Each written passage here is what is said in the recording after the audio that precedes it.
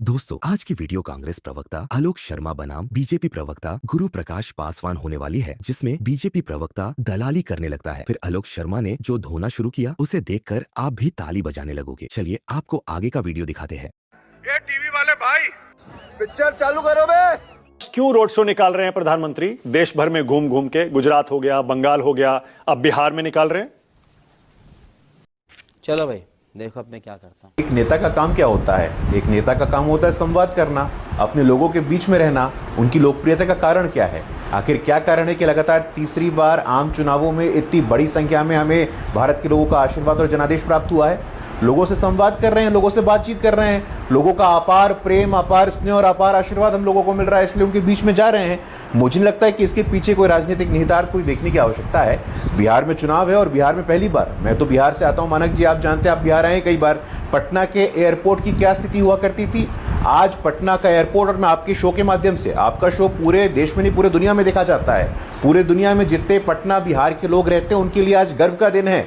नहीं, गर्व का विषय है कि जयप्रकाश नारायण अंतर्राष्ट्रीय हवाई अड्डा, जो इतने दिनों से उसका खिल्ली उड़ाया जाता था सोशल मीडिया पे, आज देखिए इंटरनेशनल लेवल का एयरपोर्ट बन रहा है। और यही नहीं मानक जी, 35 किलोमीटर के रेडियस में पटना के बगल के बेटा में भी एक इंटरनेशनल एयरपोर्ट बन रहा है, जहां पे एयरबस 380 और इंटरनेशनल सेवाएं भी शुरू होगी। इसका जिक्र मैं इसलिए कर रहा हूं मानक जी कि एक एयरपोर्ट आने से स्टेट की इकोनॉमी में बुनियादी परिवर्तन सही कह रहे हैं गुरुप्रकाश, देखिए उसमें कोई दिक्कत नहीं है, उसमें कोई दिक्कत नहीं है। सवाल ये हो रहा है कि प्रधानमंत्री देखिए वो देश भर में जाएंगे, परियोजनाओं का उद्घाटन करेंगे, कोई दिक्कत नहीं है जाए, पर जगह जगह जाकर रोड शो क्यों निकाल रहे हैं वो? इससे मैसेज ये जा रहा है और इसका विश्लेषण लोग ये कर रहे हैं कि वो ऑपरेशन सिंदूर की कामयाबी को भुनाना चाहते हैं। कह दीजिए या तो हम भुना रहे हैं, हमारा श्रेय हम ले रहे हैं। ये बड़ी अच्छी बात कही आप कि ऐसा है कि आपके पास अगर कोई नेता होगा और वो नेता अपने आप में एक बड़ा ब्रांड होगा। अब विपक्ष के साथ दिक्कत ये है कि उनके पास नेता की कमी है, नेतृत्व की कमी है, नीति की कमी है, कोई नियत ही नहीं है। तो कौन सा नेता है जो रोड पे निकलेगा और उनको मिलने के लिए भीड़ लग जाएगी? बिहार का आदमी खुश है, बिहार का आदमी स्वेच्छा से निकल के लोगों से मिल रहा है, मोदी जी से मिल रहा है। तो मुझे लगता है कि इसमें किसी प्रकार का कोई असमंजस नहीं होना चाहिए। और जब कोई नेता, मैं पुनः बोल रहा हूं कि लोकतंत्र में एक नेता के पास अथॉरिटी, सम्मान, प्रतिष्ठा उस देश की जनता से आती है। और जब देश की जनता मोदी जी को प्रेम और स्नेह दे रही है, मुझे पुनः लगता है कि इससे किसी प्रकार का कोई पॉलिटिकल डिफरेंसेस नहीं है। अच्छा, और पॉलिटिकल लाभ उठाने का कोई प्रयास नहीं किया जा रहा है। ममता बनर्जी कह रही हैं, ममता बनर्जी कह रही हैं कि देश भर में तो आप अपने सांसदों के दल भेज रहे हैं और यहां पर उसका क्रेडिट ले रहे हैं। बताइए ये कैसा दोहरा मापदंड हुआ?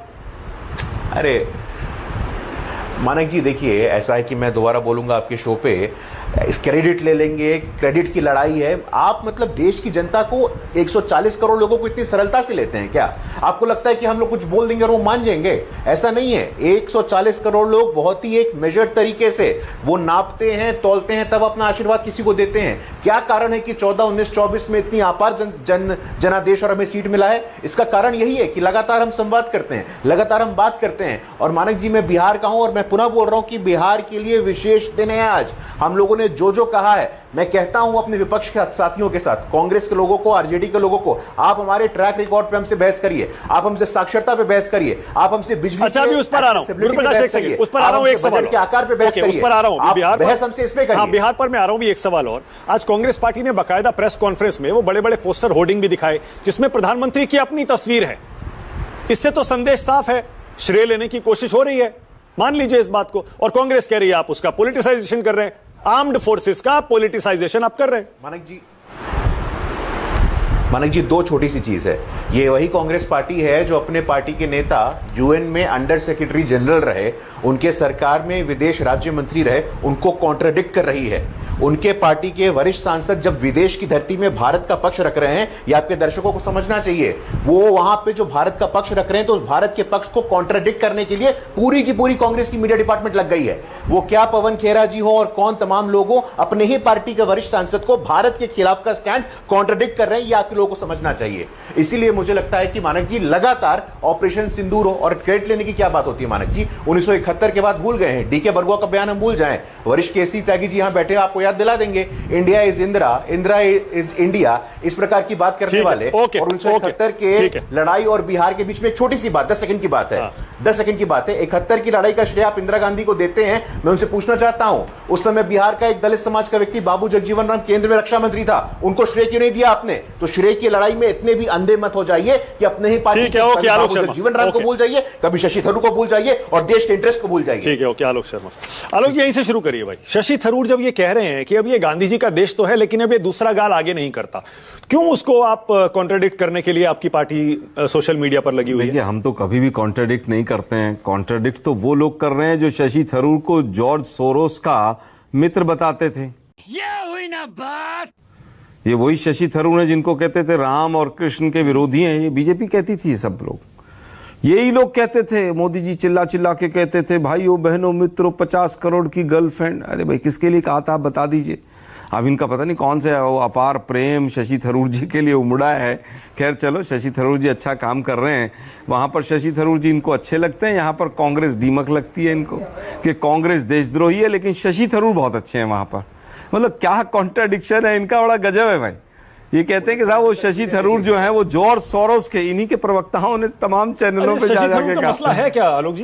पहले आपने उनका नाम भी नहीं भेजा, देखिए 4 नाम भेजे, मैंने कहा सरकार ने जब भेज दिया तो वो जो बयान दे रहे हैं आप उनको कॉन्ट्राडिक्ट कर रहे हैं। मैं फिर कहूंगा कि शशि थरूर को सरकार ने चुना, हमें क्या दिक्कत है भाई? गए वो चले गए, अब वो पक्ष रखेंगे, वापस आएंगे, क्या कहते हैं क्या नहीं कहते हैं।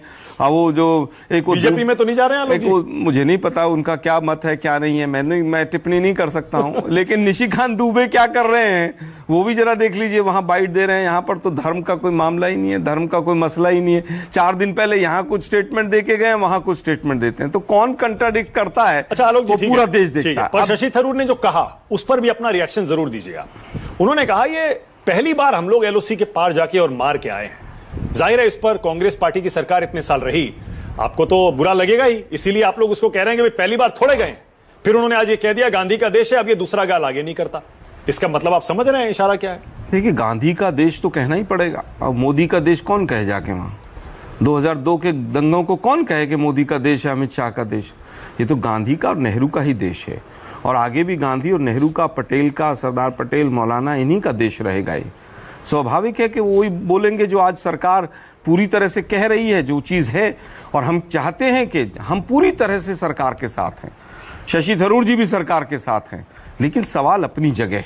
तुकबंदी कर देना, 22 मिनट में बदला ले लिया। अरे भाई 2 दिन चल देने थे तो 22 मिनट में जब बदला ले सकते हैं तो ये भाषणबाजी करना, गरम सिंदूर पता नहीं कहाँ खोल के, मैंने कहा कहीं कढ़ाई वढ़ाई ना पलट जाए मोदी जी की, कोई सिंदूर कहीं पलट जाए, कहीं इधर उधर फैल जाए। मतलब देश के प्रधानमंत्री को थोड़ी सी भी लज्जा नहीं आ रही है। अच्छा पहले बार तो 4 आतंकवादी, एक मिनट बताइए ना, 4 आतंकवादी कहां चले गए किसी को नहीं पता है। जितना खर्चा युद्ध में नहीं हुआ उतना मोदी जी ने अपने प्रचार पे खर्च करवा लिया। देश के रोड शो वाले प्रचार मंत्री के नाम पे जाना जाएगा मोदी जी को, और इसके आगे कोई गुण होगा तो पूरी तरह से झूठ बोलने वाला। अपनी ब्रांडिंग पे सारा पैसा खर्च करवाओ। अडानी का व्यापार बचाया, क्यों नहीं करें? वो अडानी का व्यापार अमेरिका की मदद से जिस तरह से बचाया है उस तरह से तो बिल्कुल ठीक कर रहे हैं। वो रोड शो के ही प्रधानमंत्री है, उसके आगे उनको कुछ पता ही नहीं है। पूरे विदेशों के दौरे सैकड़ों कर लिए, और जब युद्ध हुआ और उस समय पर एक देश हमारे साथ, अरे भाई एक देश हमारे साथ खड़ा नहीं हुआ। नेपाल तक ने आपके पक्ष में स्टेटमेंट नहीं दी। अरे पूरा दुनिया खड़ा है, एक स्टेटमेंट बताइए, पूरी दुनिया खड़ी है, एक स्टेटमेंट बताइए मुझे। अरे पूरी दुनिया चाइना रसद दे रहा है, आप खड़े लगता है टर्की के साथ। वन बाय वन एक आपको सुना ना उन्होंने, झूठ बोल रहे हैं। बौखलाहट देखिए, दुनिया खड़ी है यहाँ पे, बौखलाहट देखिए ना, भारत के साथ खड़ी है। 8 बार ट्रंप कह रहा है कि मैंने सीज फायर कराया व्यापार के लिए। किस भाषा का उपयोग? अच्छा आलोक जी जरा बता दीजिए, प्रधानमंत्री और विदेश मंत्री एक बार नहीं कह पाए कि झूठ बोल रहे हैं। आलोक जी ये भी बता दीजिए कि पहली बार हमने नहीं मारा ना एलओसी के पार जाके। बिल्कुल नहीं मारा, पहले भी मारा, हमारी फोर्सेस ने पहले भी मारा, लेकिन इस तरह का प्रचार पहली बार हुआ। अब बात आती है, अरे भाई रक्षा मंत्री हैं, विदेश मंत्री हैं, गृह मंत्री हैं, प्रधानमंत्री हैं। रक्षा मंत्री और प्रधानमंत्री तो बार बार कहते थे, और गृह मंत्री भी, हम जान दे देंगे पीओके के लिए। अब एक प्रेस कॉन्फ्रेंस करने में जान निकल रही है इनकी। अरे एक प्रेस कॉन्फ्रेंस करके बता दो ना भाई, संसद में एक दिन का विशेष सत्र बुला लो कि 4 आतंकवादी कहां हैं। हम भी पूछ लें कि पुलवामा की रिपोर्ट कहां चली गई, वो पुलवामा की एनआईए की जांच कहां तक चली गई। त्यागी साहब को शायद पता होगा क्योंकि सांसद भी रहे कि वो गाड़ी किसकी थी, बालकोट में घुस के मारा पता चला होगा कि वो गाड़ी किसकी थी और कहां चली गई। 350 किलो पाकिस्तान के 2 टुकड़े तो मुंबई के मोदी जी ने नहीं मारा था, फोर्सेज ने हमेशा मारा था। ओबामा रोते हुए। लेकिन अगर सीज फायर हुआ तो मोदी जी पीछे हट गए, बोले नहीं हमने कुछ